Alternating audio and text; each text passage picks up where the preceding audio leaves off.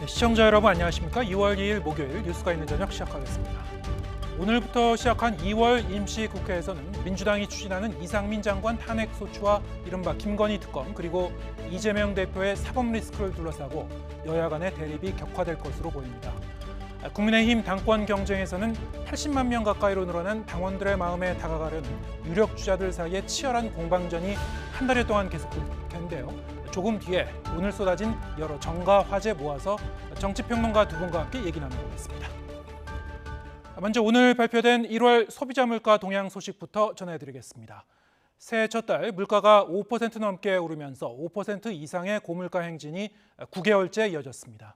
전기, 가스, 수도요금이 28% 이상 급등해 통계 작성 이후 가장 큰 폭으로 상승한 영향이 컸는데요. 정부와 한국은행은 당분간 물가 불확실성이 클 것으로 전망했습니다. 오인석 기자의 보도입니다. 공공요금 인상의 후폭풍이 1월 소비자 물가에 고스란히 반영됐습니다. 1월 전기, 가스, 수도요금은 1년 전보다 28.3% 급등해 별도 통계 작성이 시작된 2010년 이후 가장 많이 올랐습니다. 지난해 4월과 7월, 10월에 이어 올해 첫 달에도 인상된 전기 요금의 영향이 컸습니다. 1월 전기료는 전월 대비 9.2%, 지난해 같은 달보다는 29.5%가 뛰었습니다. 도시가스는 36.2%, 지역 난방비도 34% 올랐습니다. 전기, 수도, 가스의 기여도가 지난달에 비해서 0.1% 상승하였습니다. 상승폭의 거의 대부분 이상을 전기료가 차지하고 있다고 보시면 될 것 같습니다. 공업 제품은 6% 올랐는데 경유와 등유는 여전히 높은 상승률을 이어간 반면 휘발유는 내렸습니다. 가공식품 중에는 빵과 스낵 과자, 커피 등이 많이 올랐습니다. 농축수산물은 한파의 영향으로 1.1% 올랐는데 오이와 파, 닭고기 등은 오름폭이 컸지만 쌀과 딸기는 내렸습니다. 소비자 물가는 3개월 만에 상승폭이 확대되며 9개월째 5% 이상의 상승률이 이어졌습니다. 물가도 당분간 높은 수준을 유지할 것으로 예상되는 등 불확실성이 여전히 높아 긴장의 끈을 늦출 수 없는 상황입니다. 고물가 등으로 기준금리를 지난달 3.5%로 인상한 한국은행은 2월 물가 상승률도 5% 내외가 될 것으로 내다봤습니다. 국내외 경기 흐름과 물가의 불확실성이 큰 상황으로 진단한 겁니다. YTN 오인석입니다. 난방비 폭등으로 인한 서민들의 큰 고통 속에 정부 지원과는 별도로 지자체들도 난방비 지원에 나서고 있습니다.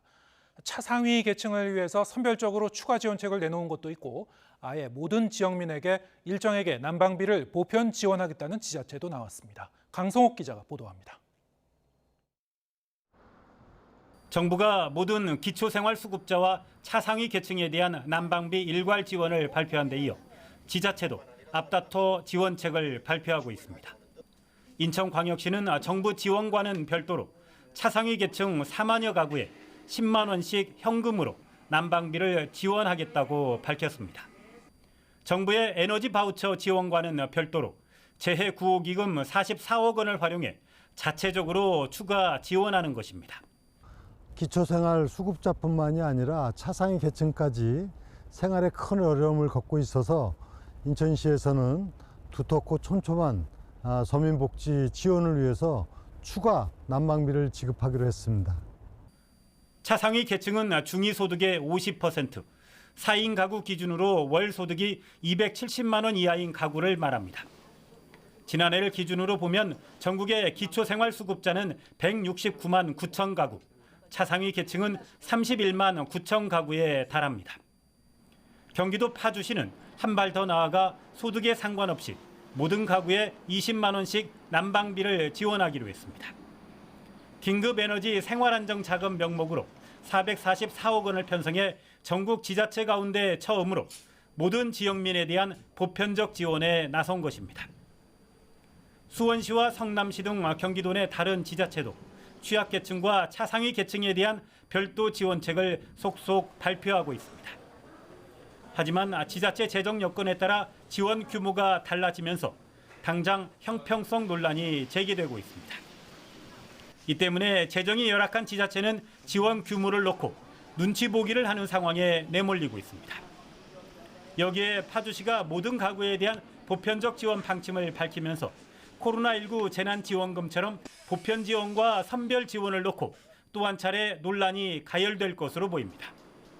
YTN 강성욱입니다. 미국 중앙은행인 연방준비제도가 올해 첫 공개시장위원회에서 0.25%포인트 금리 인상을 단행하며 지난해 긴축 정책 기조를 이어갔습니다.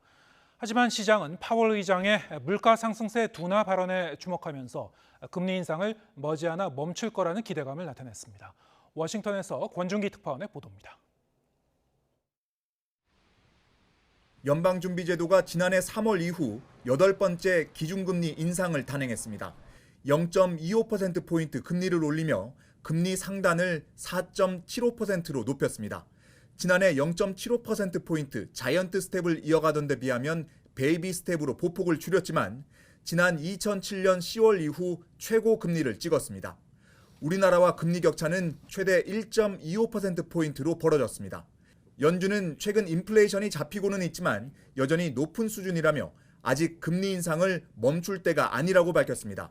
다만 파월 의장은 앞으로 두어 번 더 금리를 올리면 적절한 수준이 될 거라고 말해 금리 인상 터널의 끝이 보인다는 걸 시사했습니다. So we've raised rates 4.5 percentage points, and we're talking about a couple of more rate hikes to get to that level we think is appropriately restrictive.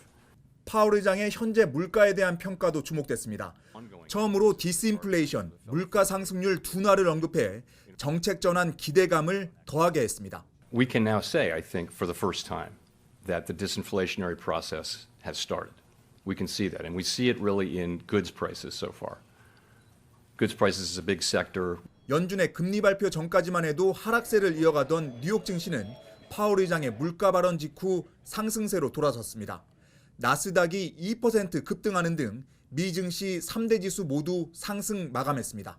파월 의장은 일자리 시장에 큰 타격 없이 목표로 한 2% 인플레이션 달성이 가능하다며 경기 침체를 피하면서 연착륙할 수 있을 것으로 전망했습니다.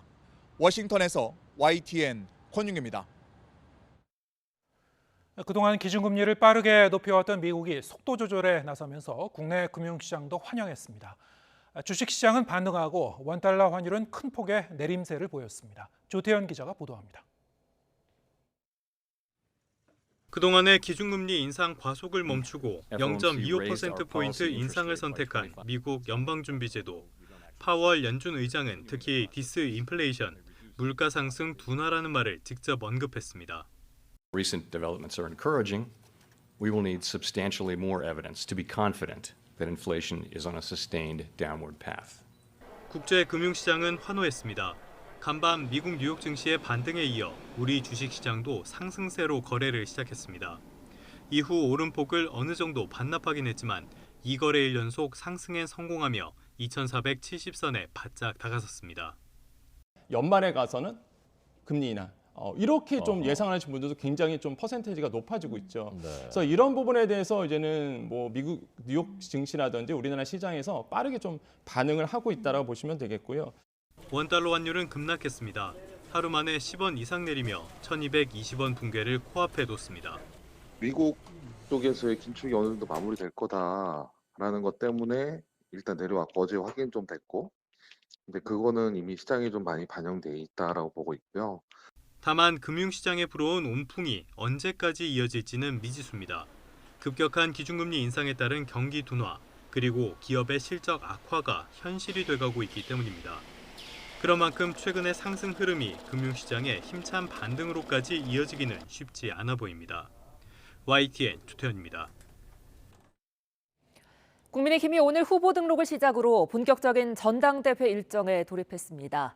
오늘 후보 등록일부터 주자들 간 신경전이 뜨거웠는데 윤석열 대통령의 의중, 윤심이 어디 있느냐를 두고 친윤, 진윤 논란으로 확전되는 모습입니다.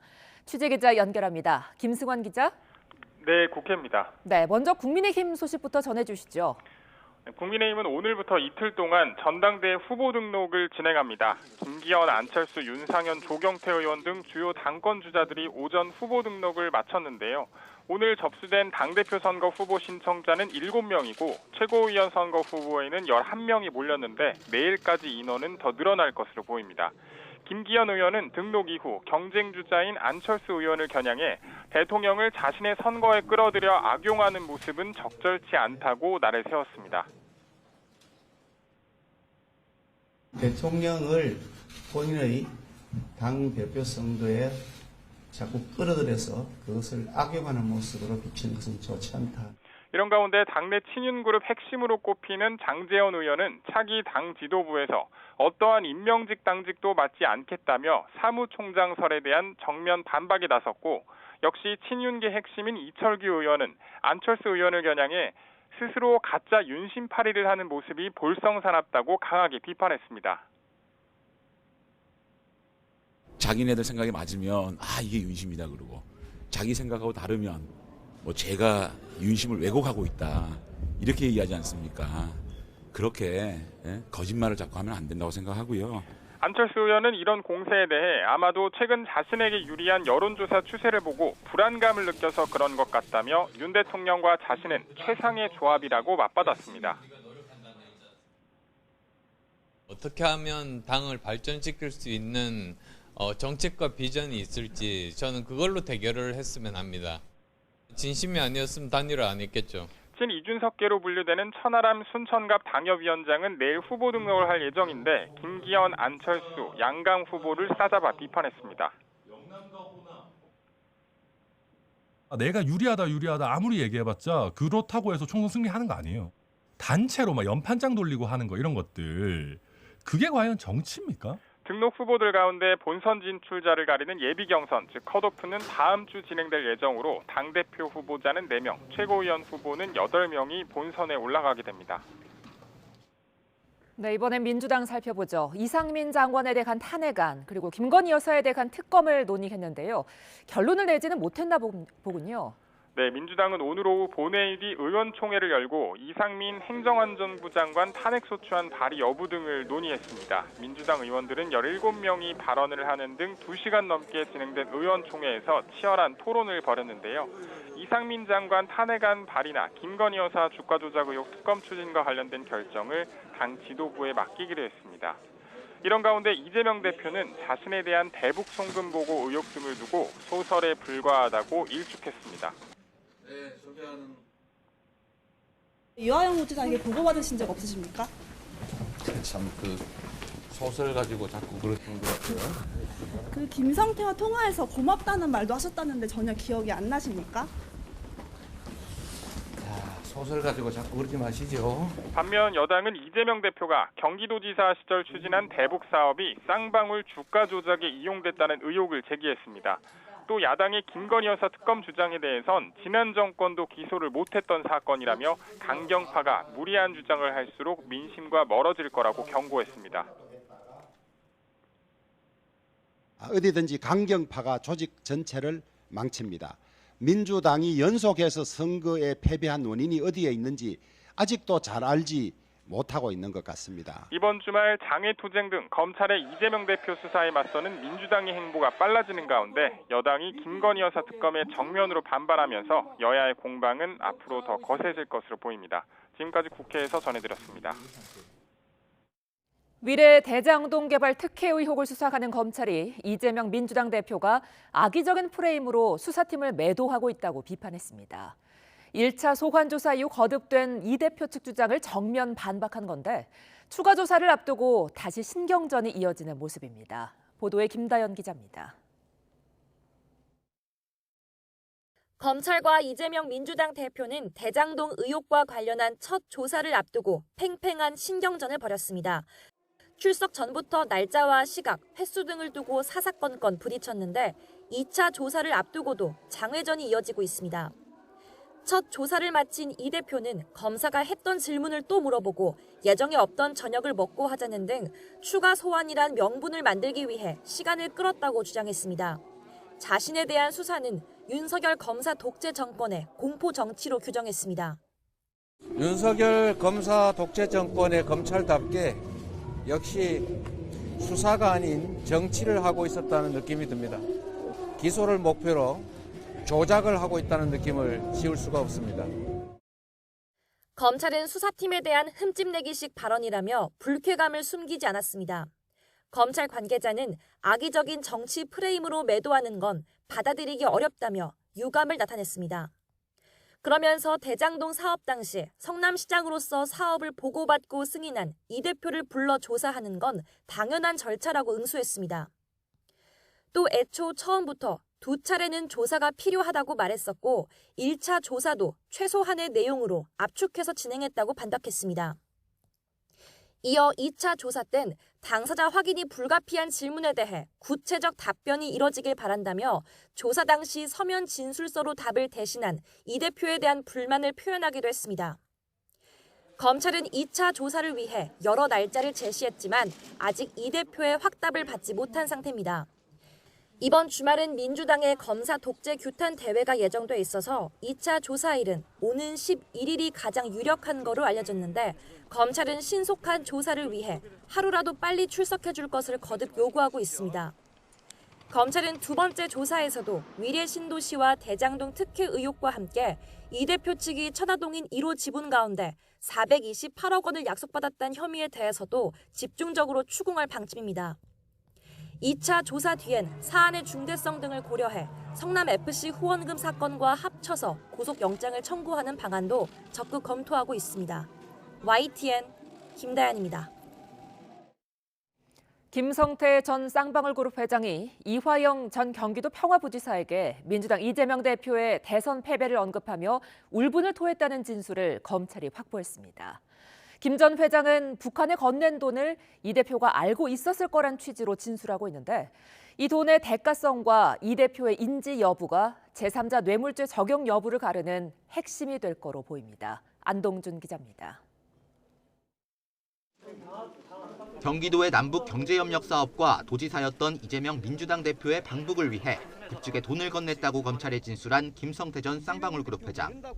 지난해 3월 대선 이후 이화영 전 경기도 평화부지사와 대선 결과를 놓고 나눈 대화 내용도 털어놓은 것으로 파악됐습니다. 이재명 대표가 대선에서 졌고 방북도 못했다며 울분을 토했다는 겁니다. 그러자 이 전 부지사가 김 전 회장 앞에서 이 대표와 통화하더니 이 대표가 국회의원이나 당대표가 되면 쌍방울이 억울한 일은 없을 거라고 했다고 검찰에 진술했습니다. 김 전 회장이 대선과 관련해 언급한 건 이번이 처음인데 대선 결과와 쌍방울의 대북 사업 사이에 상관관계가 있었던 건 아닌지 의문을 가질 수 있는 대목입니다. 앞서 쌍방울은 지난 2018년 12월과 2019년 1월 사이 대북 사업권을 따내기 위해 독자적으로 방북을 추진하다 통일부의 거부로 실행에 옮기지 못한 거로 알려졌습니다. 검찰은 대북 사업 추진에 실패한 김 전 회장이 이 대표의 도움을 기대하고 북한에 800만 달러를 대신 보냈을 수 있다고 의심하고 있습니다. 이 대표가 쌍방울의 현안을 해결하는 대가로 경기도에 사업비를 대납하게 했다는 건데 이는 성남FC 후원금 의혹 사건에서 이 대표가 기업들의 민원을 처리해주고 반대급부로 후원금을 받았다는 검찰의 판단과 비슷한 구조입니다. 법조계에서도 김 전 회장이 대북 사업권을 따낼 목적으로 경기도에 사업비를 대납했고 이 대표가 돈의 성격을 알았다면 제3자 뇌물죄를 적용할 수 있다고 보고 있습니다. 핵심은 대가성이 있었는지와 이 대표가 인지했는지와 더불어 대납을 통해 이 대표가 얻을 수 있는 정치적, 경제적 이득을 입증하는 겁니다. 다만 아직은 김 전 회장의 진술과 정황 증거가 검찰이 진 전부입니다.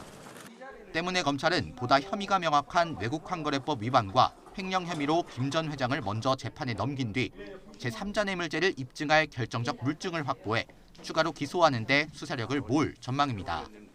YTN 안동준입니다.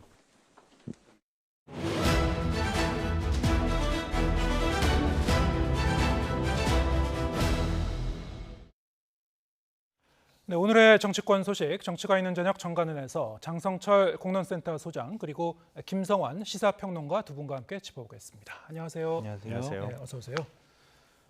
네, 국민의힘 전당대회 후보 등록이 이제 시작이 됐습니다만 연일 여론조사 결과가 나오고 있죠. 네. 어제까지 저희가 여론조사 추이를 이제 쭉 보면은 뭐 오늘도 마찬가지입니다만 안철수, 김기현, 안철수 2파전입니다만은 이 두 사람 간의 1위, 2위 간의 이 격차가 좀 조사 방식에 따라 들쑥날쑥하는 그런 측면이 좀 있긴 있었고요. 그렇죠. 어제부터 이제 오늘까지 새로운 변수가 하나 또 등장한 게 있죠. 네. 천하람 당협위원장 출마하기로 이제 출사표를 던졌습니다. 자, 이거는 또 어떤 변수가 될지 판세의 어떤 판세를 좀 흔들어 놓을 수 있을지 여러 가지 뭐 얘기가 나오고 있습니다만 전반적으로 어떻게 보고 계신지요? 그러니까 오늘부터 이제 후보 등록이 시작이 됐잖아요. 네. 그래서 최고위원 후보들은 11명, 그리고 당대표는 7명 이렇게 등록을 했습니다. 그래서 지금 여태까지 여론조사를 보면 이거는 시청자분들께서 알으셔야 되는데 국민의힘의 전당대회에서 당대표나 최고위원 뽑는 거는 100% 당원들을 대상으로 합니다. 네. 근데 지금 여론조사는 당원들 명부가 없기 때문에 일반 국민 중에서 국민의힘 지지층만 따로 구별을 해서 지금 여론조사 결과가 발표된다라는 점을 시청자 여러분들께서 좀 참고를 해 주시고요. 네. 지금까지 여론조사를 보면 김기현 후보와 안철수 후보가 상당히 박빙으로 나타나고 있다라고 말씀을 드릴 수밖에 없어요. 그런 점에 있어서 두 분이 이강, 그리고 내일 11시에 출마 선언을 하게 될 천하람 순천갑 당협위원장이 어떠한 돌풍을 일으킬지 좀 두고 봐야 할 것 같다. 왜냐하면 천하람 위원장 같은 경우에는 이준석과 유승민을 지지하는 당원들의 지지를 고스란히 받도록 본인들이 이제 선거 캠페인을 할 거예요. 네. 물론 천하람 위원장은 저는 이준석 넘어서는 사람이에요. 저 이준석에 기대하는 그러한 선거 캠페인 안 할 겁니다라고 주장을 하고 있지만 현실적으로 약간의 어느 정도 상대적으로 개혁 성향의 당원들의 표심을 이끌어내기 위한 노력을 많이 할 거란 말이에요. 그래서 천하람 위원장이 컷오프를 통과할 것이냐 말 것이냐, 3등 할 것이냐 2등 할 것이냐, 이것이 또 하나의 재미있는 관전 포인트다라고 말씀드립니다. 네. 예비 경선은 통과할 수 있을 거라고 보십니까? 천하람 당협위원장? 저는 기본적으로 통과할 수 있을 거라고 봐요. 네. 그러니까 안철수, 김기현 이 두 분은 상당한 그 지지율을 기록을 하고 있는데 지금 국민의힘 지지층을 상대로 여론조사를 해보면 황교안 후보가 한 자리 숫자로 나오고 있거든요. 네. 그래서 일단은 천하람 후보가 당원 대상으로 여론조사를 하게 되면은 그래도 한 2자리 숫자 나오지 않을까? 그래서 한 3등 정도 하지 않을까라고 조심스럽게 예측해 봅니다. 3위까지도 예측하시는군요. 네, 어떻게 보고 계십니까? 전반적인 분석은 저도 개인적으로 동의하고요. 여론조사를 보는 관점에 대해서도 생각이 일치합니다. 그러니까 지금 여론조사하는 방식하고 다르게 만약에 당원만을 대상으로 해서 당원 비중까지 고려한다고 하면 지금하고는 조금 다른 경향이 나타날 가능성이 있다 이렇게 생각하는데요. 다만 지금 이렇게 당원 대상으로 해서 여론조사 결과가 나왔는데 안철수 후보가 더 높게 나오는 현상이 나온다는 건 그동안에 이른바 윤심팔이라고 하는 행위가 계속 있어 왔는데 거기에 대해서 당원들이 적지 않은 거부감을 가지고 있다. 그러니까 이른바 윤심의 균열이 생기기 시작했다. 이거는 어느 정도 보여주는 것 같아요. 이건 좀 의미가 있다 이렇게 보이고요. 만약에 나중에 가서 어떻게 판이 움직일지는 모르겠지만 결선 투표까지 갔을 때 진짜로 대통령 뜻대로 전당대회를 통해서 당대표를 뽑을 수 있을 것인가, 여기에 대한 회의론이 조금씩 커질 가능성이 있다 이렇게 생각하고요. 둘째로는 이준석 전 대표가 정말 머리 잘 쓴 것 같아요. 제가 볼 때는. 그러니까 유승민 전 의원이 출마하기 어려운 상황이었고 이준석 전 대표는 뭐 당원권 정지 상태였기 때문에 뭐 움직일 수 있는 여지가 없잖아요.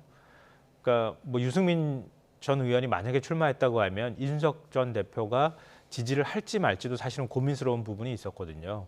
왜냐하면 공개적인 지지를 하면 오히려 유승민 전 의원의 확장성이 떨어지는 경향이 나타날 가능성도 있었기 때문에 고민스러운 지점이 있었을 텐데 천하람 위원장을 대리인으로 내보냄으로써 사실은 오히려 더 결집하는 효과를 만들어낼 수도 있겠다. 특히 이제 이준석 대표 체제 때 한 10만 명 정도 당원들이 추가로 가입했다고 하잖아요.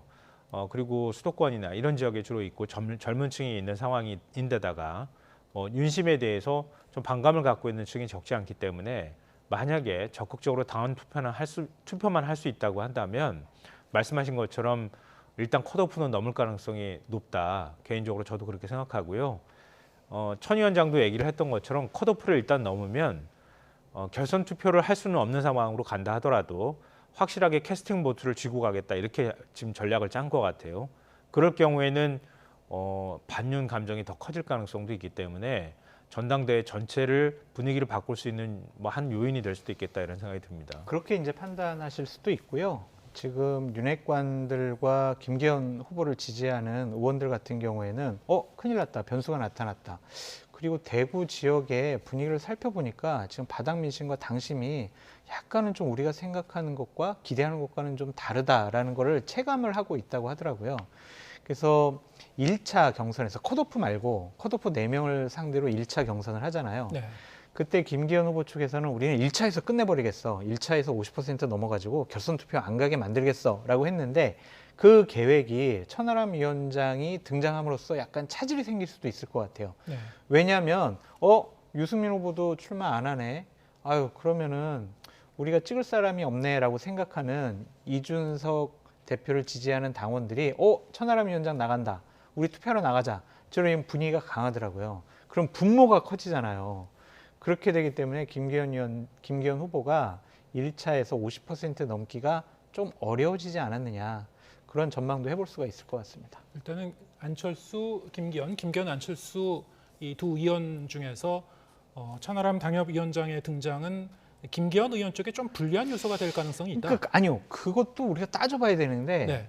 그 1차 경선에서 50% 못 넘는 것은 김기현 후보 측에 네. 뭐 이건 제 분석입니다만 좀 안 좋은 방향이지만 일단은 안철수 후보의 표를 천하람 후보가 많이 뺏어갈 것 같아요. 네. 두 분의 지지층이 교집합이 있어요. 예. 그러니까 당이 이렇게 윤핵관 위주로 가는 게 맞나? 그게 총선 승리에 맞을까?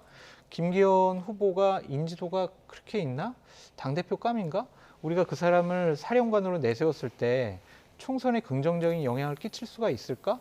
그리고 일반 국민 중에서 국민의힘 지지층이라 하더라도 안철수 의원 같은 경우에는 대선 후보도 많이 하고 경선도 많이 나와서 인지도가 높은데 김기현 후보가 누구지?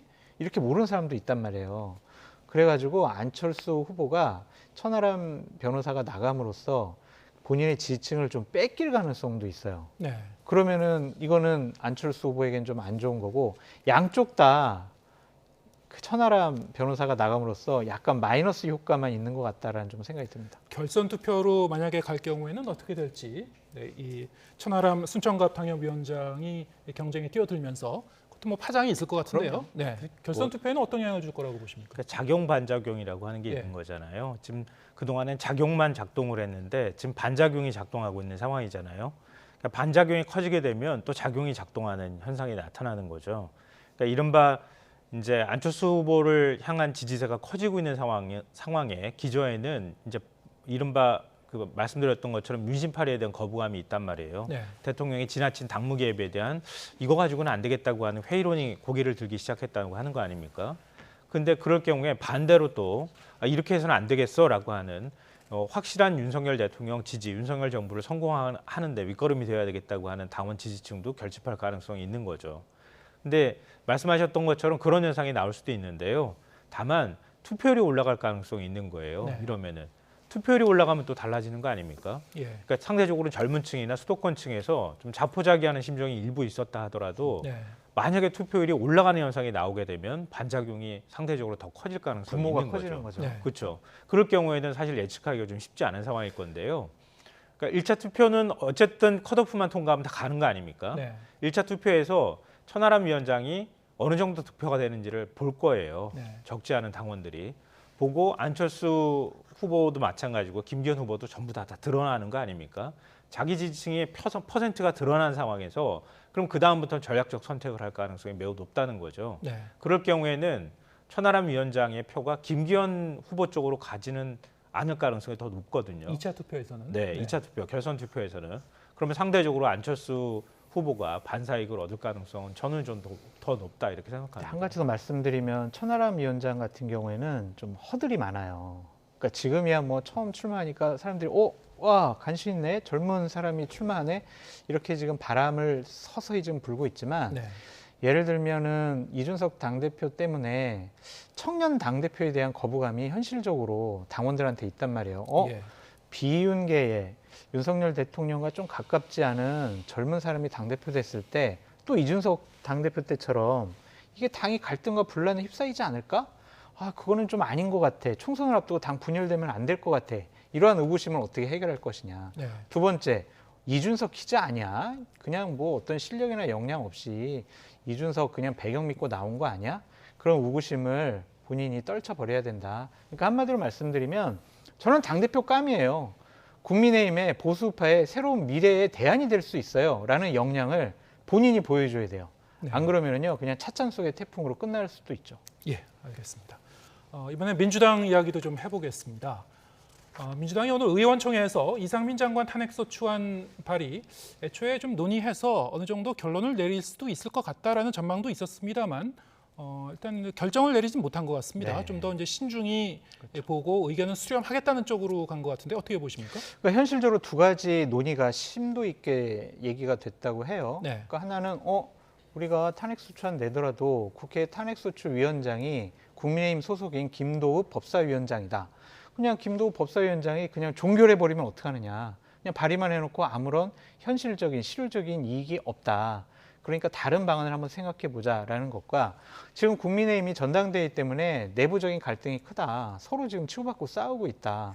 그런데 우리가 이상민 장관 탄핵소추안을 내면 우리가 그냥 저 사람들이 하나로 또 뭉치게 될 수 있는 하나의 빌미를 제공한 것이 아닐까?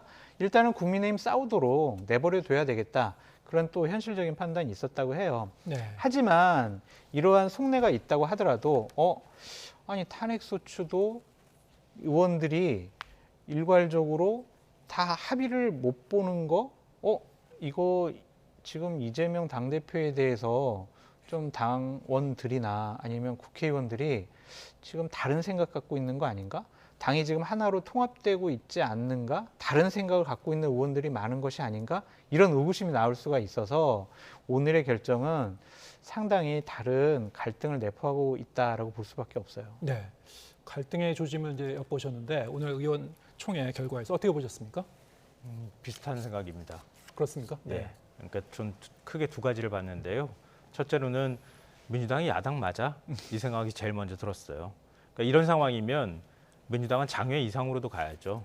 사실은 이전에 정치 세력들이 보여줬던 모습으로 비유하자면 그렇습니다.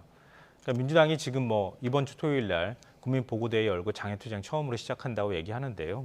야당은 싸울 때 또 싸워야 되는 거 아닙니까?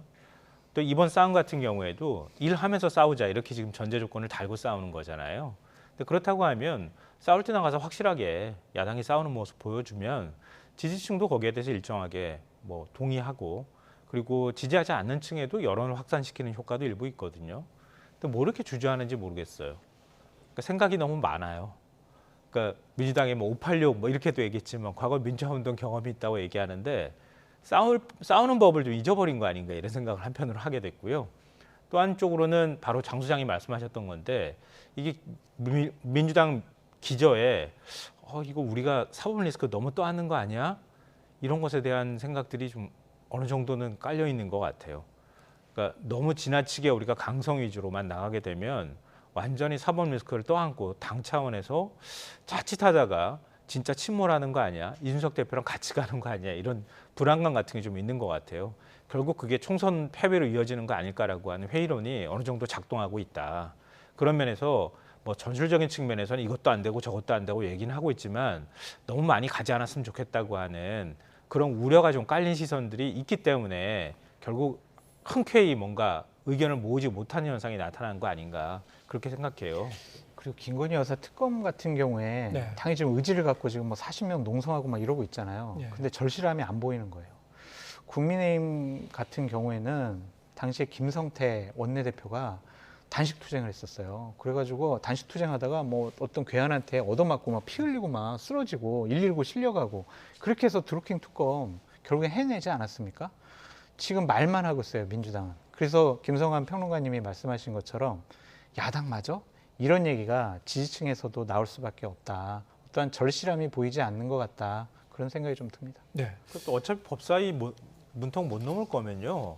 하면 되잖아요. 그렇지 그렇죠? 않습니까? 어차피 못 넘을 문턱이면 당을 하나로 모으는 일을 위해서라도 일단은 탄핵안 발의하고요. 하는 데까지는 일단 가야 되는 거죠. 그래서 이태원 참사에 대한 책임 묻겠다고 받는 당 차원의 확실한 의사를 보여줄 필요도 있을 거고요. 네. 얘기 나오는 것처럼 이재명 대표와 관련한 수사에 대해서는 이해관계가 다를 수 있지만 김건희 여사 도이치모터스 주가 조작 사건이나 이것과 관련해서는 아마 제가 볼 때는 국민 여론조사를 해도 적지 않은 상당수 국민이 이건 좀 이상해. 검찰이 수사 본격적으로 안 하는 거, 사실 수사팀 해체 수준까지 지금 했다고 하는데 그렇게 하는 거 이거 납득하지 못하라고 하는 여론이 훨씬 더 높을 거예요.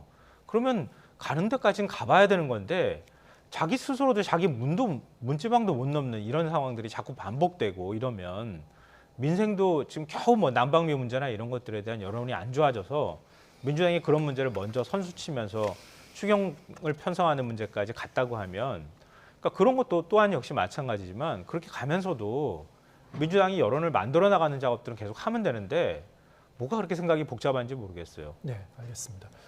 민주당 입장에서는 지금 어쨌든 총력으로 여론전에 나서겠다는 게 태세긴 한데 두 분 말씀대로 기저에는 어떤 그 불안감, 갈등의 조짐 이런 게 좀 자리하고 있는 건지 앞으로 좀 더 지켜보도록 하겠습니다.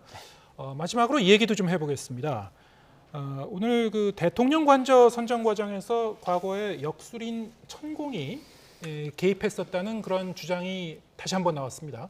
자, 이번에는 부승찬 전 국방부 대변인이 조만간 출간하게 될 책에서 이런 내용을 이제 기재했다는 거죠. 출처도 뭐 누구누구에게 어디서 들었다, 좀 이런 식으로 구체적으로 좀 특정을 해서 얘기를 하긴 했습니다. 물론 이제 대통령 경호처에서는 사실 무근이라고 이제 반박했습니다만 어떻게 보셨습니까? 그러니까 먼저 제가 드리고 싶은 말씀은 정말 저런 일이 벌어지지 않았었으면 좋겠어요. 왜냐하면 대한민국 국가의 중요한 정책 결정 같은 경우에 뭐 관저 이동도 정책 결정이라고 볼 수밖에 없겠죠.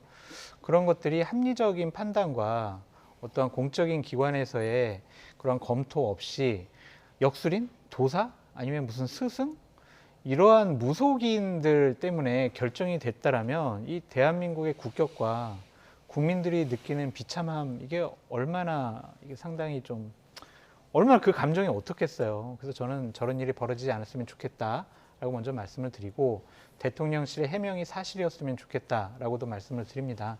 방금 전에 제가 다른 방송에서 부승찬 전 대변인하고 인터뷰를 하고 왔었는데 네. 본인이 쓴 일기장 외에는 다른 정황 증거는 없대요. 그러니까 예를 들면 남영신 당시 육군참모총장으로부터 화장실에서 얘기를 들었다. 네. 그거밖에 없는 거예요. 그거를 자기가 그 당시에 일기를 썼다. 그거밖에 없는 거예요. 그래서 제가 물어봤어요. 그러면 남영신 당시 육군참모총장하고 문자라도 뭐 주고받은 것이 있느냐 아니면 녹음이라도 있느냐 물어봤더니 그건 없대요. 그냥 일기밖에 없다는 거예요. 그렇다면은 이 사실관계가 본인의 주장, 전원으로 들은 주장밖에 현재로서는 없는 거죠. 그러니까 그거를 좀 더 정확하게 입증을 해야 될 필요도 분명히 있을 거다. 왜냐하면 이게 대통령과 관련된 문제잖아요. 섣불리 그냥 자기가 예전에 그렇게 들었어요. 나 일기에 그렇게 썼어요. 그래서 나는 이렇게 생각을 해요. 라고 주장만 하기에는 상당히 좀 무리가 있어 보이는데 제발 저런 일이 벌어지지 않았었으면 좋겠다라고 다시 한번 말씀드립니다. 네, 물론 이제 누구한테 들었답니다만 누구한테 들었느냐? 남영신 전 육군참모총장한테 그렇죠. 들었다는 겁니다. 네. 다른 사람도 아니고. 근데 남영신 육군참모총장은 지금 사라졌어요. 예. 나 이거에 대해서 언급 안 할래 이러고 그것을 남영신 육군참모총장에게 보고를 했던 부사관은 네. 관저를 떠났고 예. 저 그런 적 없어요라고 입장을 바꿨다고 그래요. 네. 그러니까 이게 자칫 잘못하면 미궁에 빠질 수도 있다. 그렇게 네. 말씀드려요. 미궁에 빠질 수도 있다. 과거에 김종대 전 정의당 의원이 뭐 유사한 주장을 하기도 했습니다만 그때와 좀 달라진 거는 지금 말씀하셨다시피 누구한테 들었느냐? 전 육군참모총장한테 들었다. 어디서 어떻게 들었다라는 이제 점이 조금 더 특정돼 갖고 나왔다는 부분인데 하지만 여전히 좀 더 실증적으로 네. 검증할 필요는 있다 이런 말씀이십니다. 어떻게 보셨습니까? 이재명 대표와 관련한 수사에서 똑같은 얘기 나오잖아요. 근데 전문 증거 이거 의미 없다고 얘기를 하는데도 불구하고 전문 증거 가지고 계속 지금 보도하고 있잖아요. 마치 사실인 것처럼. 그거 하나만 그냥 먼저 말씀드리고요. 장 소장도 앞으로 그렇게 그런 태도를 유지하셔서 네. 이재명 대표 비판하시면 어떨까 싶고요. 네. 그러니까 사실 확인하기 쉽지 않다 뭐 이렇게 얘기하는 방식으로 접근하면은 뭐 확인 안 되는 거겠죠. 대통령실이 이렇게 나서서 아니라고 얘기하는데 뭐 남영신 총장이 이거 사실입니다 이렇게 얘기하고 나올 수가 있겠는가 이렇게 생각하고요. 결국은 부승찬 전 대변인밖에 지금 남지 않은데 대변인의 얘기를 얼마나 신뢰할 수 있겠어? 증거 갖고 와봐. 이렇게 얘기하면은 참 애매한 상황이 될 수도 있겠다 이렇게 생각하는데요. 뭐 오늘 이 김종대 전 의원이 라디오 인터뷰하는 거 제가 들으면서 왔는데 뭐 한글 파일로도 기록을 남겨놨다 이렇게 얘기를 하고 있다 그러는 것 같습니다. 김종대 전 의원도 부승찬 전 대변인한테 얘기를 들었다고 지금 얘기를 하고 있거든요. 네. 그리고 뭐 언론에서 지금 남현신 총장하고 전화 통화도 하고 취재를 하면서 계속 물어봤다고 하는데 반복적으로 아니란 얘기를 안 했다고 합니다. 이거는 NCND라고 보통 얘기하잖아요. 그러니까 충분히 의심할 만한 정황은 있는 것이다 이렇게 봐야 될 것 같고요. 과거 이제 박근혜 정부 시절에 많은 분들이 아시겠지만 정윤회 문건 파동이 있었잖아요. 그 2년 뒤에 박근혜 전 대통령은 결국 탄핵당했어요. 그러니까 공적 시스템이 무너지기 시작한 조짐이 나타난다는 거예요. 근데 만약에 이번에 뭐 무슨 스승이라는 사람이 나와가지고 대통령 관저 선정하는 데 개입을 했다 이렇게 얘기하면요. 대통령실 옮기는 문제에도 개입했다는 의혹으로까지 번질 수 있어요. 그러니까 차라리 이번 기회에 진짜 이런 사람들의 얘기가 다른 사람들한테 현혹되지 않도록 그리고 진짜 이런 일이 있었는지 없었는지 말끔하게 정리해서 더 이상 이런 사람들이 개입하지 않도록 하는 계기로 삼지 않으면 나중에 가서 더 큰 화를 불러일으킬 수 있다 이렇게 보고요. 만약에 민주당이 진짜 야성이 있다고 하면은 특검은 여기서 시작해야 되는 거라고 저는 생각합니다. 예, 알겠습니다. 특검 얘기까지 하셨는데요. 네. 하여튼 관련 논의는 지금 여러 가지로 불확실한 부분도 여전히 남아있기 때문에 좀 더 CCBB를 좀 가려봐야 되지 않을까 싶습니다. 여기까지 듣겠습니다. 장성철 공론센터 소장 그리고 김성환 시사평론가 두 분과 함께했습니다. 고맙습니다.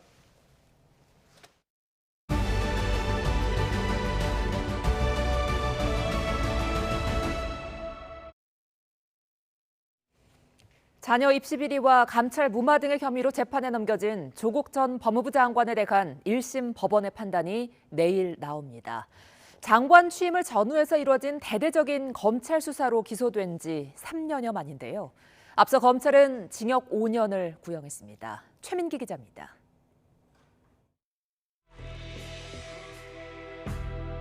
지난 2019년 말 재판에 넘겨진 조국 전 법무부 장관의 1심 선고가 내일 내려집니다. 기소된 지 3년 2개월 만입니다. 조 전 장관은 검찰의 표적 수사로 단정하고 모든 혐의를 줄곧 부인해왔습니다. 작년 제가 법무부 장관으로 지명된 후에 저를 최종 목표로 하는 검찰의 전방위적 저인망 수사가 있었습니다. 마침내 기소까지 되었습니다. 고통스러운 시간이었습니다. 조 전 장관 혐의의 핵심은 아내 정경심 전 교수와 마찬가지로 자녀 입시 비리 의혹과 관련한 업무방해와 허위 공문서 작성 등입니다. 딸 장학금 명목의 뇌물수수와 사모펀드 비리 의혹, 또 자택과 동양대 PC 반출 등 증거 조작과 은닉, 별도로 기소된 유재수 전 부산시 경제부시장에 대한 감찰 무마 혐의도 적용됐습니다. 구체적인 혐의로만 따지면 12개에 달합니다. 정 전 교수가 이미 대법원에서 딸 입시 비리와 사모펀드 비리 일부 혐의에 대해 유죄가 확정된 만큼 이와 관련한 조 전 장관의 공모 범위를 재판부가 어디까지 인정할지도 쟁점입니다. 조 전 장관은 정 전 교수의 유죄 확정 이후에도 공모 관계를 부인해왔습니다. 앞서 결심 공판에서 검찰은 조 전 장관에게 징역 5년과 벌금 1,200만 원을 선고해달라고 요청했고 조 전 장관은 법무부 장관을 수락한 후과가 상상을 초월했다며 그간의 삶이 생지옥 같았다고 최후 진술하기도 했습니다. 이제 3년 만에 재판 마무리했는데 한 말씀만 좀 부탁드리겠습니다. 잠깐만요. 한 말씀만 좀 부탁드릴게요. 검찰 징역 5년 구형했는데 이에 대해서 좀 한 말씀만 좀. 아들 입시 비리 혐의로 다시 재판에 넘겨진 정 전 교수와 뇌물을 건넨 혐의를 받는 노환중 전 부산의료원장, 감찰 무마 의혹에 연루된 백원우 전 민정비서관과 박형철 전 반부패 비서관도 함께 1심 선고가 내려집니다. 3년 넘게 이어진 법적 공방 속에 담당 재판부가 교체되기도 했던 만큼 법원 판단에 이목이 쏠리고 있습니다. YTN 최민기입니다. 지난 2021년 2월 경북 구미에서 발견된 3살 여아의 친모, 50살 성모 씨가 파기환송심에서 징역 2년에 집행유예 3년을 선고받았습니다. 재판부는 석 씨가 받는 아이 바꿔치기 혐의가 의심의 여지 없이 증명됐다고 볼 수 없다며 무죄로 판단했습니다. 이윤재 기자가 보도합니다. 제 딸이 낳은 딸이 맞다고요. 본인이 낳으신 딸은 어디 있습니까? 아니에요. 전 딸을 낳은 적이 없어요. 지난 2021년 2월 경북 구미에서 숨진 채 발견된 3살 여자아이의 친어머니 성모 씨의 말입니다. DNA 분석 결과 친어머니인 석 씨가 아이가 숨진 지 2년 만에 풀려났습니다. 파기환송심을 맡은 대구지방법원은 아이 바꿔치기 혐의를 무죄로 판단했습니다. 다만 숨진 아이 발견 당시 사체를 숨기려고 시도하다 그친 혐의만 인정해 징역 2년, 집행유예 3년을 선고했습니다. 범행 동기와 피고인의 행위가 부합하지 않는 점, 그리고 식별띠가 분리된 것도 이례적이지 않고 여아들의 이동과 관련된 자료가 부재한 점 등을 이유로 미성년자 약취 유인 혐의는 무죄로 판단하였습니다. 앞서 검찰은 석 씨가 자신의 딸 김모 씨와 비슷한 시기인 2018년 3월쯤 아이를 낳고 산부인과에서 바꿨다고 판단했습니다. 끊어진 아기 식별띠, 신생아의 갑작스러운 몸무게 변화, 석 씨의 퇴사 시기 등 정황을 증거로 내세웠습니다. 1, 2심 재판부는 DNA 분석 결과와 정황 증거를 인정해 아이 바꿔치기 혐의를 유죄로 판단했고 징역 8년형을 내렸습니다. 하지만 대법원 판단은 달랐습니다. 바꾼 아이, 다시 말해 김모 씨가 낳은 아이 등 바꿔치기를 입증할 직접 증거가 없는 만큼 유죄로 보기 어렵다는 결론을 내린 겁니다. 파기환송심도 이런 대법원 의견을 반영했습니다. 결국 수사당국이 직접 증거를 찾지 못하고 법정에서 같은 논리만 반복한 끝에 숨진 아이의 친모는 2년 만에 사회로 돌아오게 됐습니다. YTN 이윤재입니다. 애플사가 신형 휴대전화 판매를 위해 구형 아이폰의 성능을 일부러 떨어뜨렸다는 의혹이 있었죠. 이를 근거로 국내 소비자 수만 명이 손해배상 소송을 냈는데 법원이 애플 측의 손을 들어줬습니다. 해외에선 일부 배상이 이루어지기도 했지만 1심 판결대로라면 우리 소비자들은 아직 배상받을 길이 없습니다. 홍민기 기자입니다.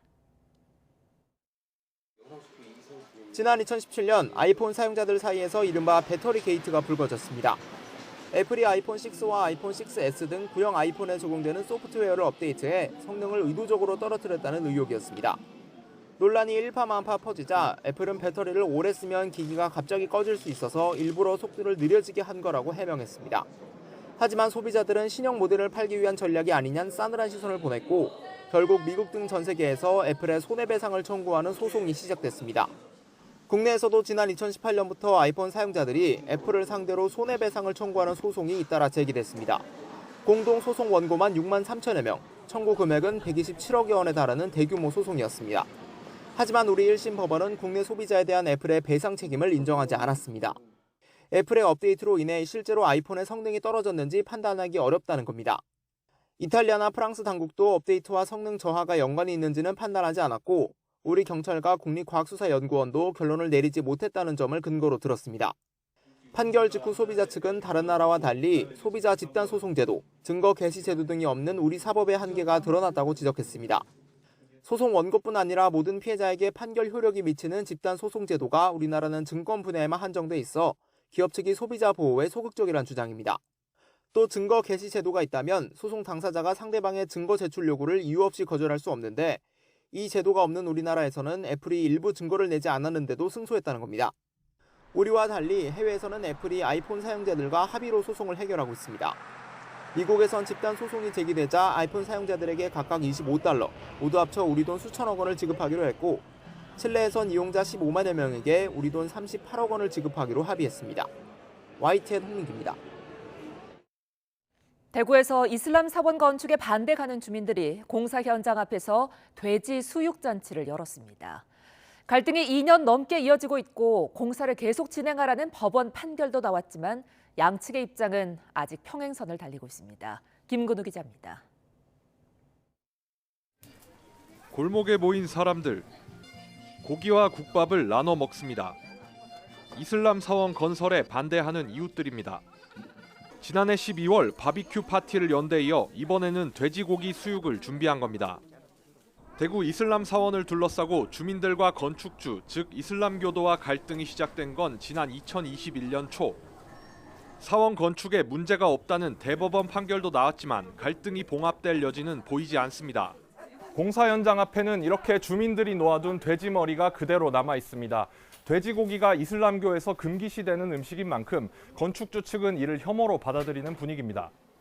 돼지고기를 먹지 않는 자신들의 문화를 모욕하고 있다는 겁니다. But I think this situation is disappointing because they are portraying it is like a Korean culture. But actually what I think is they are actually defaming the Korean culture throughout the world. 담당 구청은 이슬람 사원 주변 주택을 사들여 편의시설로 만들겠다며 주민들을 설득하고 있습니다. 하지만 주민들은 사원 건축 자체를 받아들일 생각이 없다는 점을 분명히 했습니다. 이슬람 사원 건립을 위해서는 걸림돌이 되는 주민들을 내쫓겠다는 일방적 통보가 다름이 없다. 편의시설을 건립하겠다고 하는데 그 시설을 누가 이용하겠는가? 외국인 무슬림들을 위한 것이 아닌가? 지난달 문화체육관광부에서도 직접 현장을 찾았지만 해결책은 내놓지 못했습니다. 정치권과 행정기관이 뾰족한 해법을 찾지 못하는 동안 주민과 이슬람교도 사이 갈등의 골은 이제 메우기 힘든 수준까지 벌어졌습니다. YTN 김근우입니다.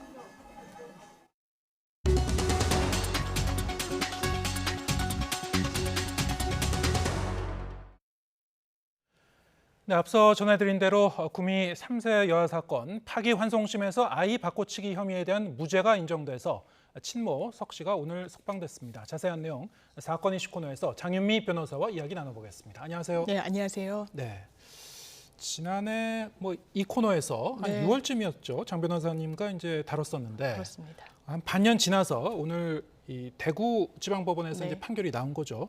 일단 사건 내용을 다시 한번 좀 정리해봐야 될 것 같아요. 그렇습니다. 이 재작년 2월달에 구미 지역의 한 빌라 다세대 주택에서 한 여자아이가 사망한 채 발견이 됩니다. 그래서 그 경위를 조사해봤더니 엄마가 아이를 혼자 두고 이사를 갔다는 겁니다.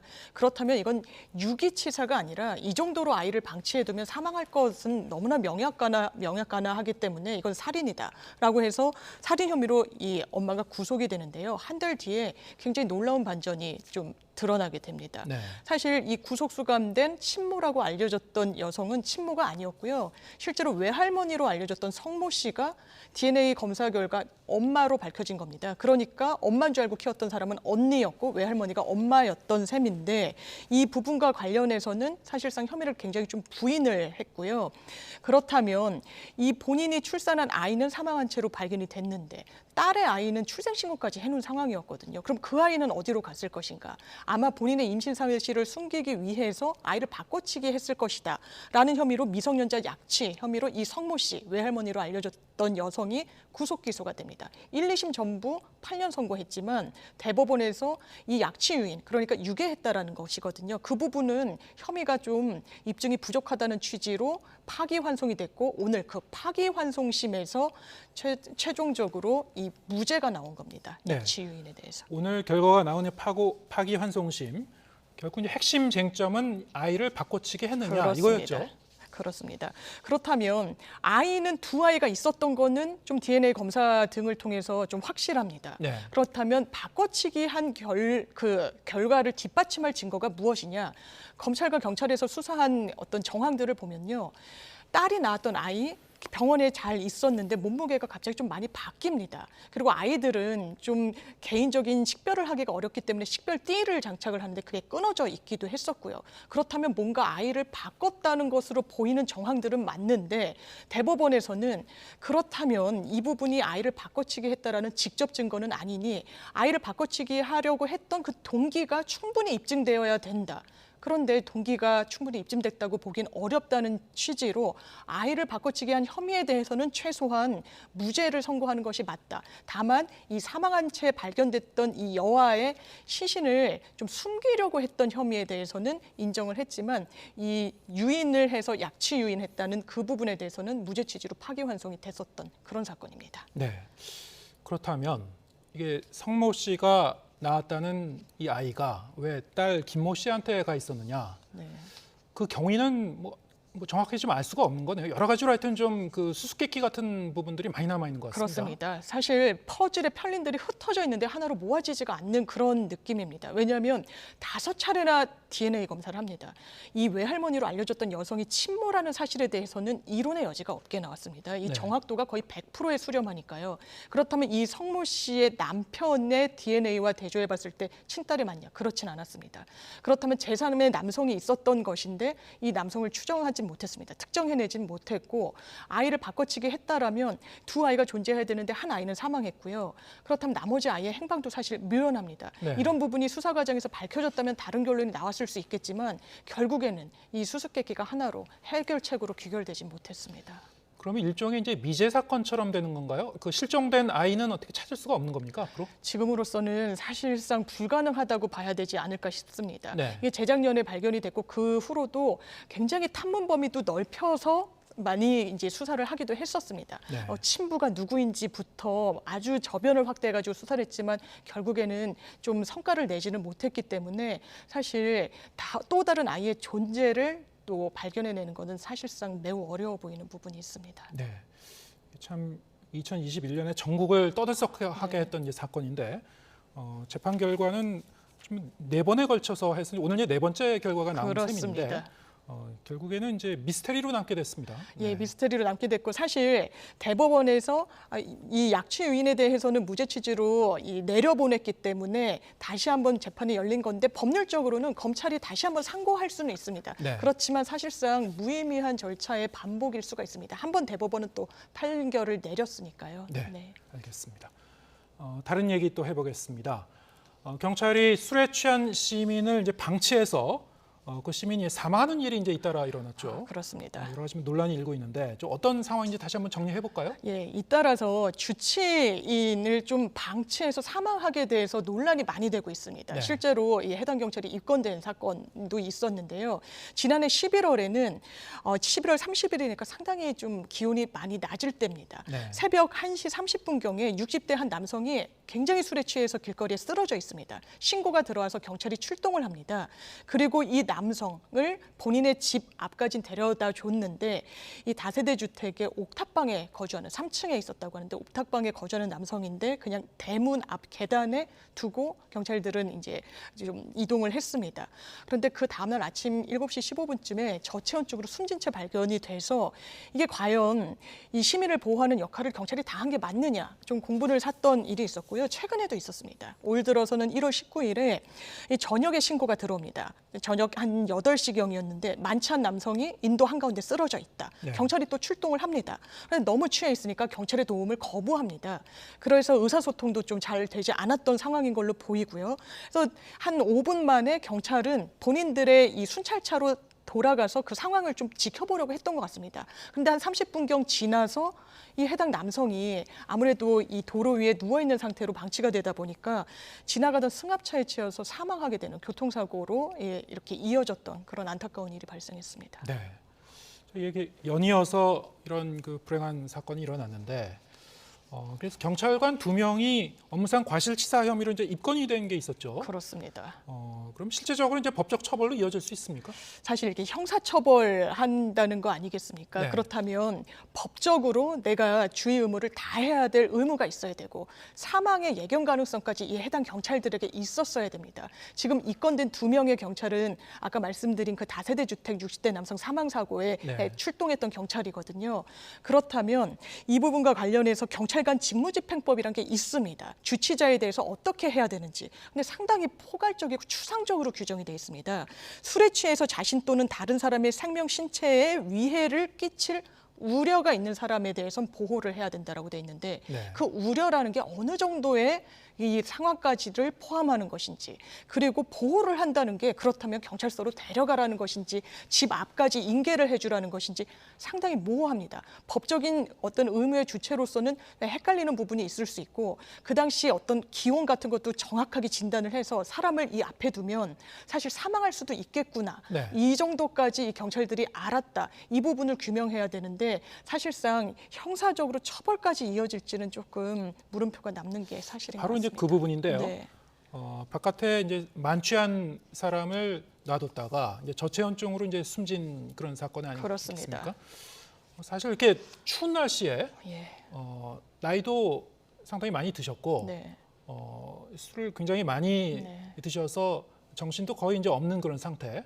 저렇게 놨을 경우는 상당히 좀 위험할 수도 있다라는 네. 걸 상식적으로도 알 수 있는 건데요. 그렇죠. 이럴 경우에는 뭐 미필적 고의라든가 이런 게 좀 인정될 여지는 뭐 전혀 없는 건가요? 예, 그렇게 볼 수 있는 여지도 있습니다. 그 시간대가 새벽 1시 반이었습니다. 집 앞에 뒀다면 사실 다른 사람들이 발견해서 본인의 집을 찾아가게끔 도와주기를 기대하기는 조금 어려웠던 부분이 있고요. 네. 그 상황을 더 한번 꼼꼼히 따져봐야 될 텐데 해당 주치자와 의사소통이 안 돼서 정말 집이 어딘지를 정확하게 알 수가 없었다. 대략적인 지점으로밖에 할 수 없었다라면 좀 면책이 될 수도 있지만 사실 경찰서로 인계를 하거나 굉장히 기온이 낮았다면 이 사망의 예견 가능성이 어느 정도 좀 높다라고 평가할 수 있는 여지도 있습니다. 네. 결국은 윤희근 경찰청장이 공식 사과까지 했죠. 재발 방지 대책을 마련하겠다고는 했습니다만, 자, 이런 그 유사한 일들이 과거에도 뭐 지자체에서도 그렇고 경찰에서도 그렇고 여러 가지로 이제 그 고민거리 중에 하나였던 걸로 알고 있습니다. 만취한 사람들 어떻게 대응할 것인가. 그런데 일선 경찰들 사이에서는 현장에서는 업무 지침이 좀 그 모호한 측면이 있다라고 이제 주장을 하는 것 같죠. 그렇습니다. 아까 말씀드렸다시피 경찰관 직무집행법 자체가 상당히 좀 애매하게 돼 있는 부분도 있고요. 네. 또 현실적인 문제도 상당히 많습니다. 하루에 거의 많게는 1000건이 걸려온다고 합니다. 이게 전국 단위라서 그런데 유흥업소가 집중돼 있거나 식당들이 많은 곳 같은 경우 경찰서를 기준으로 보면요. 하루에 25건에서 30건, 그리고 주말에는 훨씬 더 폭증한다고 하고요. 지금 또 코로나19가 비교적 좀 안정화 추세에 접어드니까 훨씬 이런 신고가 많이 늘고 있다고 합니다. 그럼 경찰들로서는 아니 우리가 주치자들 보호하는 건 맞지만 어느 선까지 과연 경찰한테 의무를 부과하는 것이냐, 이 부분과 관련해서는 이 보호 업무 매뉴얼을 좀 정확하게 해달라라는 요구의 목소리가 상당히 많고요. 이 부분이 또 왜 그러냐면 과거 같은 경우에는 주치자는 사실 경찰서, 지구대보다 경찰서는 좀 공간이 넓습니다. 그래서 한 공간에 주치자 안정실이라고 해서 사실상 둘 수가 있었습니다. 본인이 정신을 좀 차릴 때까지. 그런데 그 부분이 인권 침해 요소가 있다. 그리고 사실상 가두는 것과 진배가 없다라는 문제 제기가 있어 왔기 때문에 좀 다 폐지가 됐습니다. 네. 그래서 해당 지구대나 경찰서에서는 주치자를 그렇다면 경찰서에 둘 수 있는 공간 자체도 특별히 마련돼 있지 않고, 그렇다면 우리가 어느 선까지 이 가족들과도 연관이 되지 않는 경우에는 병원으로 또 이송하도록 매뉴얼은 돼 있는데 실무 병원에서는 실제로 다친 사람이 아니면 받아주지 않는다는 겁니다. 네. 그렇기 때문에 현실을 반영한 구체적인 매뉴얼이 이번 일을 계기로 좀 처벌이 능사가 아니기 때문에 좀 반드시 필요해 보입니다. 네. 과거에는 이제 국내에서도 지자체하고 의료기관이 이렇게 협력을 해서 이른바 이제 주치자 응급 의료센터 같은 걸 운영한다라는 얘기도 있었습니다만 그게 뭐 곳곳마다 다 이제 마련되어 있는 건 아닌 모양이에요. 예, 그런 것 같습니다. 네. 해외 사례하고 좀 이렇게 비교해서 살펴보면 어떨까요? 일단 다른 국가 같은 경우는 좀 시스템이 잘 갖춰진 것 같습니다. 왜냐하면 경찰에 일임하지 않습니다. 소방당국의 도움을 받든 아니면 공공의료시설의 도움을 받든 하는 방식으로 풀어내고 있기 때문인데요.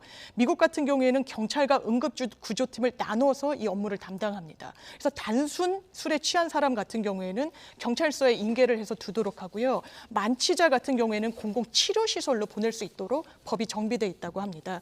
영국 같은 경우에는 소방과 구급대 등 의료기관이 총 동원돼서 범죄 관련 주치자 같은 경우에는 체포구금을 하지만요. 주로 의료기관으로 호송할 수 있는 시스템이 갖춰져 있다고 합니다. 예, 알겠습니다. 오늘 말씀 여기까지 듣겠습니다. 장윤미 변호사와 함께했습니다. 고맙습니다. 네, 감사합니다.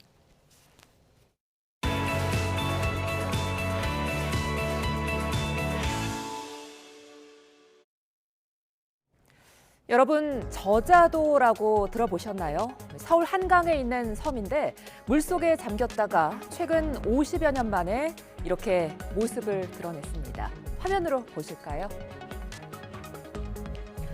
네, 뉴이처 제작진이 오늘 동호대교 북단에서 촬영한 모습인데요. 부채꼴 모양의 제법 넓은 습지가 한눈에 들어옵니다. 겨울철 새들이 가장자리 무태 올라와 여유를 부리는 모습도 관찰되는데요. 저자도는 서울 중랑천과 한강이 만나는 지점에 모래가 쌓이면서 생긴 삼각주입니다. 옥수동 인근에 있어 옥수동섬이라고도 불렸다고 하는데요. 흰 모래와 갈대숲 경관이 매우 아름다워 조선시대 왕실이나 귀족들이 피서를 즐기던 섬으로 알려져 있습니다. 여의도 면적의 40%에 이르는 큰 섬이었지만 1972년 자취를 감췄습니다. 당시 압구정동을 매립하는 데 모래를 퍼다 쓰면서 사라진 건데요. 이곳에 흙이 쌓이면서 저자도가 조금씩 복원되고 있습니다. 돌아온 저자도는 일정 기간 물에 잠기거나 젖는 습지가 됐는데요. 이곳에선 새 발자국은 물론 천연기념물 큰고니가 발견돼 살아나는 생태계를 보여주고 있습니다. 단순히 치수나 이수 목적의 그런 측면뿐만 아니라 생태적인 가치, 그리고 탄소 흡수 오늘의 가치, 그리고 홍수 조절 능력까지 다각도로 가지고 있어서 생물 다양성의 가치 또한 풍부하고요. 오늘은 세계 습지의 날입니다. 습지는 지상의 탄소를 약 40% 이상 저장해 기후변화를 조절할 수 있는 데다 모든 생물의 40%가 살고 있어 우리에게 각종 식량까지 제공하고 있는데요. 도심 속 습지인 저자도 사람과 공존하는 자연 습지가 될 수 있을까요?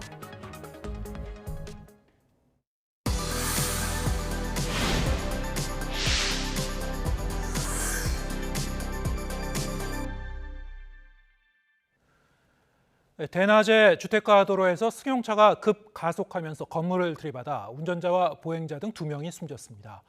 경찰은 급발진 등 모든 가능성을 열어두고 사고 원인을 조사하고 있습니다. 임성재 기자가 보도합니다. 좁은 도로를 달리는 검은색 승용차가 빠른 속도로 질주합니다.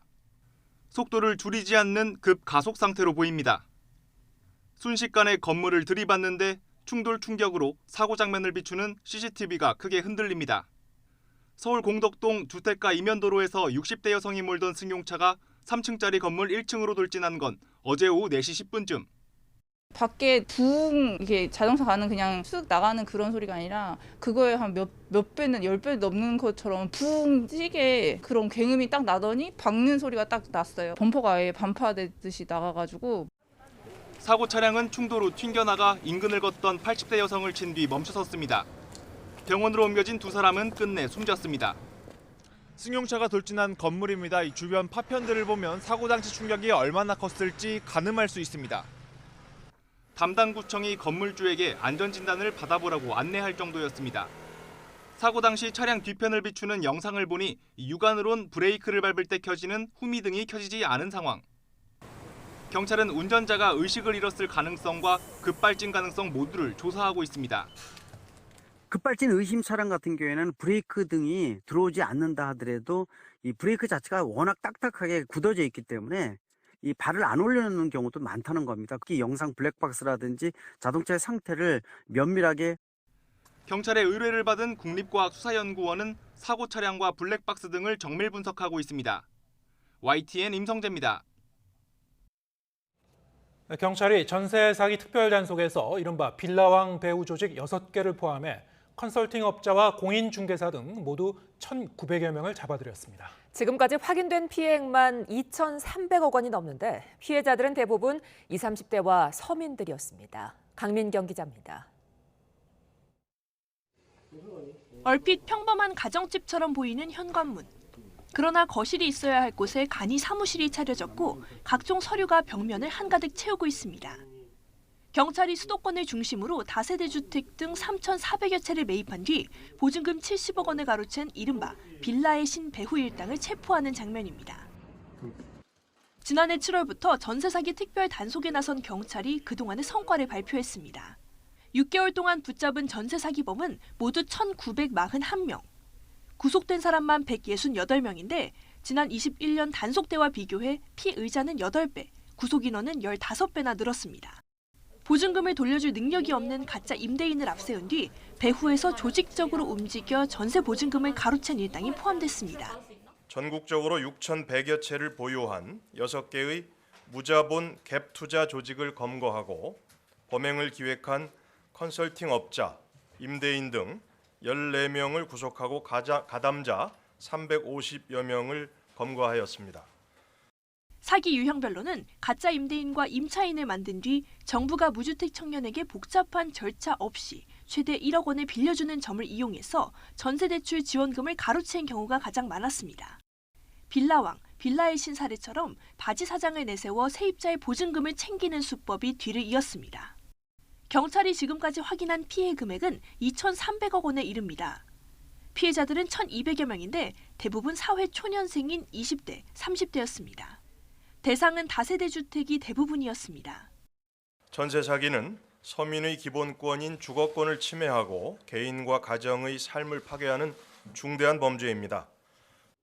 최근 부동산 하락세가 이어져 피해가 더 늘어날 걸로 보이는 만큼 경찰은 전세 사기 특별 단속 기간을 6개월 더 연장할 계획입니다.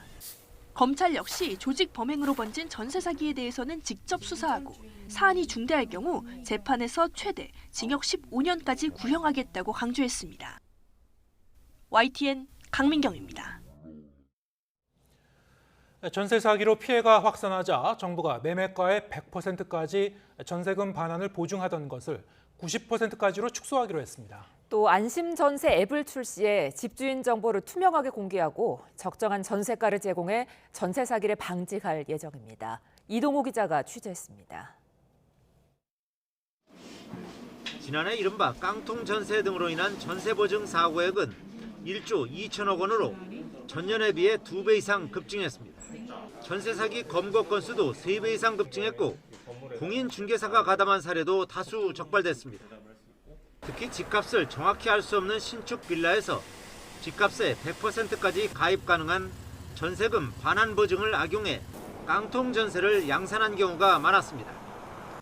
정부는 이에 따라 보증 대상 전세가율을 100%에서 90%로 하향 조정하기로 했습니다. 우선 보증 대상 전세가율을 현행 100%에서 90%로 하향 조정하고 시세 부풀리기를 차단하는 등 전세 보증금 반환 보증 제도를 튼튼하게 보완하여 전세 보증금을 활용한 무자본 갭 투자를 근절하겠습니다. 다만 이미 계약을 체결한 임차인 보호를 위해 유예 기간을 부여합니다. 가격 등 전세 관련 중요 정보를 투명하게 하는 방안도 마련했습니다. 안심전세 앱을 출시해 신축 빌라 등의 시세와 보증금 미반환 전력이 있는 악성 임대인 명단, 집주인의 세금 체납 이력 등 전세 사기 위험 사전 진단을 위한 각종 정보를 제공합니다. 또 빌라 등 전세 계약과 관련한 정보를 입력하면 정확한 시세와 전세가율 등은 물론 적정한 전세 가격까지 제시합니다. 발품을 팔아야 했던 여러 기관의 여러 문서들에 대해서도 앱 속에서 클릭 하나로 모두 해결할 수 있도록 제공을 하겠습니다. 전세 사기 피해자의 저리대출 보증금 요건을 2억에서 3억 원으로 상향하고 가구당 대출액도 1억 6천에서 2억 4천만 원으로 높입니다. 수도권 공공임대 500호 이상을 추가 확보해 피해자들이 신속하게 입주하도록 할 방침입니다. 전세 사기에도 불구하고 대항력 유지 등을 위해 기존 집에 거주해야 하는 임차인에 대해서도 1, 2% 저리 대출로 대환할 수 있도록 합니다. YTN 이동호입니다. 마약 청정국이었던 우리나라가 이제 소비국으로 바뀌어가고 있습니다. 밀수 수법도 더 교묘해지고 있는데 단속 최일선에 서 있는 관세청은 올해를 마약과의 전쟁 원년으로 삼기로 했습니다. 윤혜리 기자입니다. 람보르기니 안에 숨겨둔 가방에서 필로폰과 전신 마취제인 케타민이 쏟아져 나옵니다. 판매용이지? 소분한 거지 다 판매하려고. 지방 곳곳에도 각종 주사기와 마약 소분 용기들이 널브러져 있습니다. 시리얼 상자로 둔갑시킨 마약을 국제 우편으로 들여오다 관세청에 적발된 겁니다. 이렇게 압수당한 필로폰과 대마, 신종 마약 엑스터시까지 양이 7kg에 달하는데 주로 강남 클럽에 이른바 던지기 수법으로 유통됐습니다. 마약 밀수법은 날로 더 교묘해지고 있습니다. 구슬 안에 필로폰을 들여오거나 인스턴트 커피에 환각을 일으키는 합성 마약을 섞어 눈속임합니다. 지난 한 해 동안 이렇게 기상천외한 방법으로 들여오려다 적발된 마약은 모두 624kg, 불과 5년 만에 2배 늘었습니다. 양만 따져도 서울 인구가 한 번씩 투약하고도 남을 정도입니다. 특히 올해는 국제 우편을 이용한 비대면 밀수가 대폭 늘었고 코로나19에서 벗어나 일상이 회복되면서 늘어난 여행자를 이용한 밀반입도 재개되는 추세입니다. 마약 청정국에서 이제는 소비국이 되자 관세청은 올해를 마약과의 전쟁 원년으로 선포했습니다.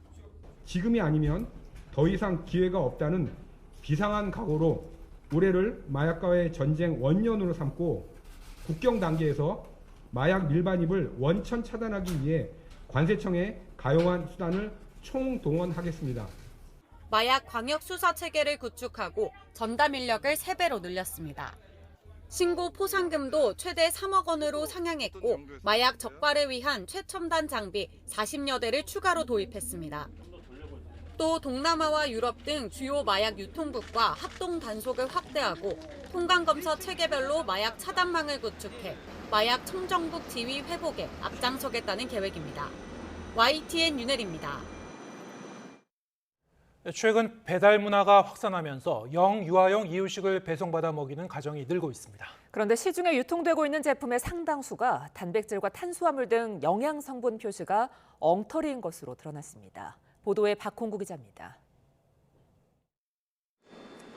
이유식은 어린아이의 성장과 발육에 필요한 영양 성분을 고루 갖춰야 하는 만큼 재료의 성분 표시가 중요합니다. 소비자들이 표시된 영양 성분을 믿고 제품을 구매하기 때문입니다. 하지만 일부 제품의 함량 표시가 사실과 다른 것으로 드러났습니다. 소비자원이 시중에 유통 중인 소고기를 재료로 한 이유식 24개를 조사한 결과 절반가량인 11개 제품의 함량 표시가 실제와 달랐습니다. 단백질이 5g 들어있다고 표시돼 있지만 실제로는 2g, 40%밖에 들어있지 않은 제품이 2개나 적발됐습니다. 또 4개 제품은 탄수화물 함유량이 표시량의 70%대에 그쳤습니다. 아이의 성장 단계에 맞춰 균형 있게 영양을 공급하기 위해서는 제품의 영양성분 함량과 표시된 함량 정보가 매우 중요합니다. 그러나 11개 제품이 표시된 영양성분 함량과 실제 함량의 차이가 기준 범위를 벗어났고 소비자원은 다만 조사 제품 모두 중금속 같은 유해 물질은 기준에 적합했다고 밝혔습니다. 함량 표시 기준을 어긴 제품들에 대해서는 시정을 권고했습니다. 또 소비자들에게는 균형 있는 영양 공급을 위해 아이들에게 다양한 이유식 제품과 간식 등을 제공하는 게 좋다고 조언했습니다. YTN 박홍구입니다. 올해 정월 대보름에는 전국 대부분 지역에서 보름달을 볼 수 있겠습니다. 기상청은 정월 대보름인 일요일에는 전국이 대체로 맑겠지만 경기 북부와 강원 북부, 제주도에는 밤부터 옅은 구름이 낄 것으로 전망했습니다. 대보름달은 강릉이 오후 5시 13분에 가장 먼저 떠오르겠고 서울 5시 21분, 제주가 5시 34분으로 가장 늦겠습니다. 다만 동해안 지역을 중심으로는 연일 건조한 날씨가 이어지고 있어 논, 밭두렁 소각, 쥐불놀이 등으로 인한 산불에 특히 주의해야 합니다. 네, 오늘 뉴스가 있는 저녁은 여기서 인사드리겠습니다. 잠시 뒤에는 뉴스 퍼레이드가 이어집니다. 저희는 내일 저녁 7시에 다시 찾아뵙겠습니다. 함께해 주신 여러분 고맙습니다.